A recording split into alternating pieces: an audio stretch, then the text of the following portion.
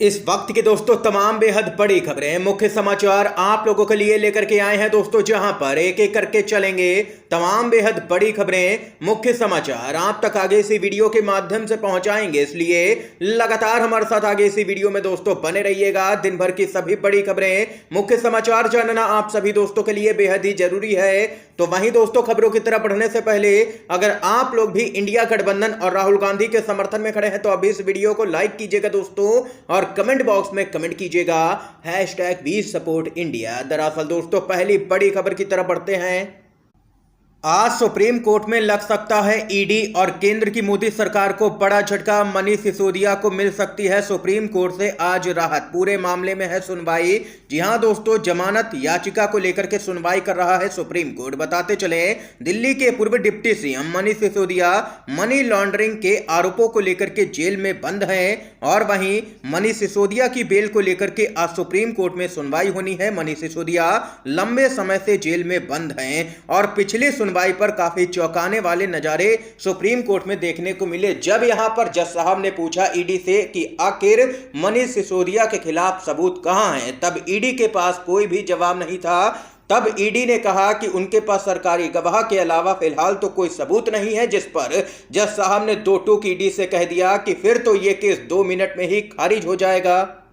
Supreme court ने ED से यहां तक ये पूछ लिया कि आखिर मनीष सिसोदिया को इस केस में क्यों फंसाया गया है, और वहीं अब ईडी को झटका लग सकता है।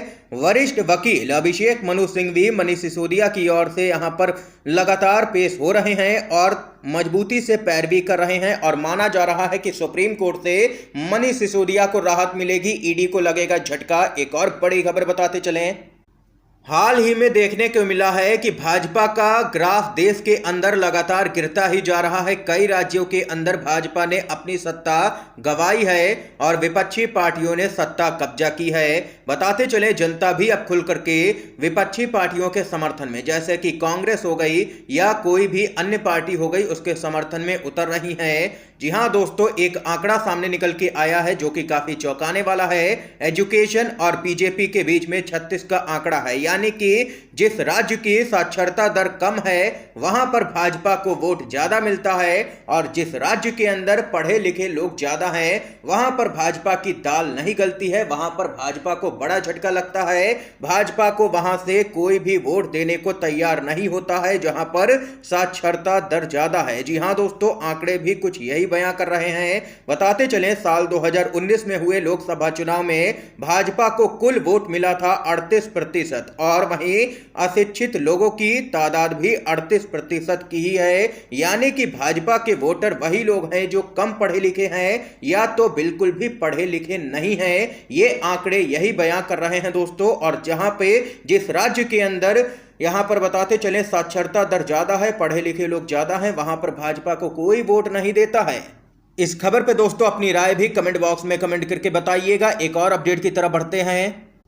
भरी कोर्ट के अंदर एक बार फिर से सीजीआई डीवाई चंद्रचूड़ भड़के हैं। जी हां दोस्तों, आप लोगों को बताते चलें क्या कुछ है पूरा मामला। सीजीआई चंद्रचूड़ सुप्रीम कोर्ट के अंदर हो गए नाराज, कहा हम देश थोड़ी चला सकते हैं। खबर बताते चलें सुप्रीम कोर्ट ने एक अर्जी पर सुनवाई करते हुए कहा है कि देश में हजारों मामले होंगे जिस पर ध्यान देने की जरूरत है, लेकिन उच्चतम न्यायालय हर चीज में दखल नहीं दे सकता है, ना तो हर मामले की सुनवाई कर सकता है। चीफ जस्टिस डीवाई चंद्रचूड़ की बेंच केरल में बंधक बना करके रखे गए हाथियों से जुड़ी एक याचिका पर सुनवाई कर रही थी। बताते चले आप लोगों को यहां पर इसी मामले पर सीजीआई चंद्रचूड़ ने नाराजगी जाहिर करते हुए कहा है कि इस तरह की याचिकाएं बेवजह सुप्रीम कोर्ट का बोझ बढ़ाती हैं। हमें हाई कोर्ट की भूमिका को ढंग से समझने की जरूरत है। सीजीआई ने कहा है कि यह मामला पूरी तरह से स्थानीय है और हाई कोर्ट के जजों को स्थानीय मुद्दों की अच्छी समझ होती है। अगर उच्च न्यायालय यानी कि हाई कोर्ट से कोई गलती होती है तब हम इसमें दखल दे सकते हैं, लेकिन इस तरीके से हम देश को कैसे चलाएंगे।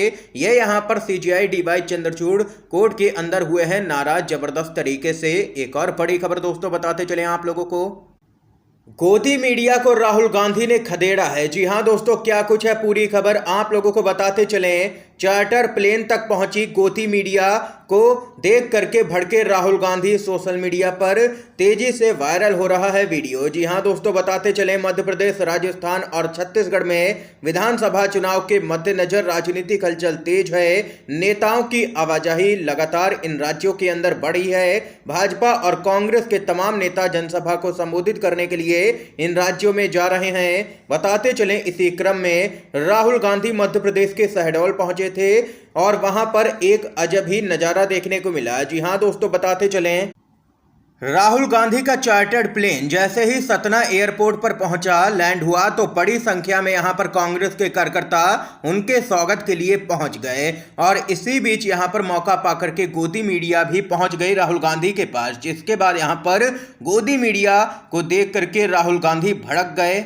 राहुल गांधी के हेलीकॉप्टर के करीब पहुंचे यहां पर गोदी मीडिया सर सर कहते हुए नजर आए। इस पर राहुल गांधी भड़क गए और वहां पर पहुंची गोदी मीडिया से कहा कि आप लोग निकलिए यहां से।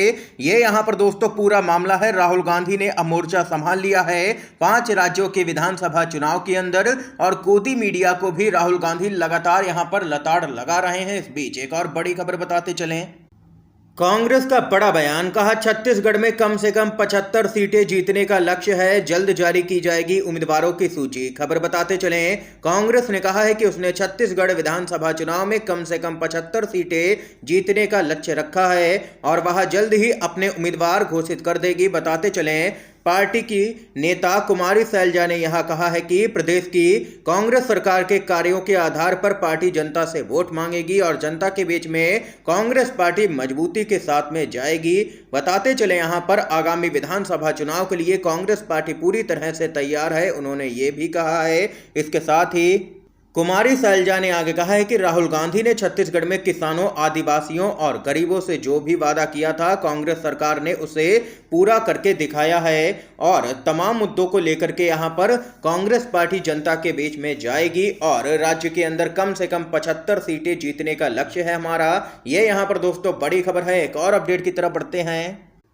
दिल्ली की 7 लोकसभा सीटों पर कांग्रेस पार्टी निकालेगी प्रतिज्ञा रैली। जी हां दोस्तों, बड़ी खबर आ रही है इंडिया गठबंधन को लेकर के। इंडिया गठबंधन ने लोकसभा चुनाव 2024 की तैयारियां तेज कर दी हैं। इसी क्रम में कांग्रेस 2024 के लोकसभा चुनाव के प्रचार के पहले चरण के तहत दिल्ली के सभी 7 लोकसभा क्षेत्रों में प्रतिज्ञा रैलियां निकालेगी और इसकी शुरुआत यहां पर बताते चलें 15 अक्टूबर को उत्तर पश्चिमी संसदीय क्षेत्र के बवाना से होगी।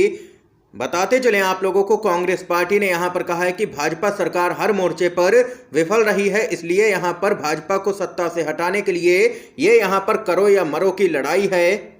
ये यहां पर कांग्रेस पार्टी दोस्तों मैदान में उतर चुकी है। इसके साथ ही अगर आप लोग भी मानते हैं कि इंडिया गठबंधन मजबूती से एनडीए का मुकाबला करेगा तो अब इस वीडियो को लाइक कीजिएगा और चैनल को फ्री में सब्सक्राइब जरूर कीजिएगा हर लेटेस्ट अपडेट पाते रहने के लिए। एक और बड़ी खबर बताते चलें। बिहार रेल हादसे पर मल्लिकार्जुन खड़गे का बड़ा बयान, बोले मंत्रालय और केंद्र सरकार की जवाबदेही तय होनी चाहिए। खबर बताते चलें, कांग्रेस के अध्यक्ष मल्लिकार्जुन खड़गे ने बिहार के बक्सर में हुए रेल हादसे पर दुख जताया और कहा कि इस तरह की दुर्घटना पर रेल मंत्रालय और केंद्र सरकार की पूरी तरह से जवाबदेही तय होनी चाहिए। मल्लिकार्जुन खड़गे ने इस हादसे में मारे गए लोगों के परिवारों के प्रति गहरी संवेदना व्यक्त की है और इसके साथ ही केंद्र की मोदी सरकार और रेल मंत्रालय को जबरदस्त तरीके से मल्लिकार्जुन खड़गे ने घेरा है और यहां पर कहा है कि रेल मंत्रालय और केंद्र सरकार की पूरे मामले में जवाबदेही तय होनी चाहिए। ये यहां पर दोस्तों इस समय की आज की तमाम बेहद बड़ी खबरें थी, मुख्य समाचार थे जो हमने आप लोगों तक पहुंचाए। अगर आप लोगों को ये वीडियो पसंद आया हो तो अभी इस वीडियो को लाइक कीजिएगा दोस्तों, ज्यादा से ज्यादा इन खबरों को, मुख्य समाचारों को शेयर कीजिएगा अपने सभी दोस्तों में और चैनल पर नए हैं तो दोस्तों चैनल को जरूर सब्सक्राइब कीजिएगा। वीडियो देखने के लिए आप सभी का बहुत बहुत धन्यवाद। जय हिंद, जय भारत।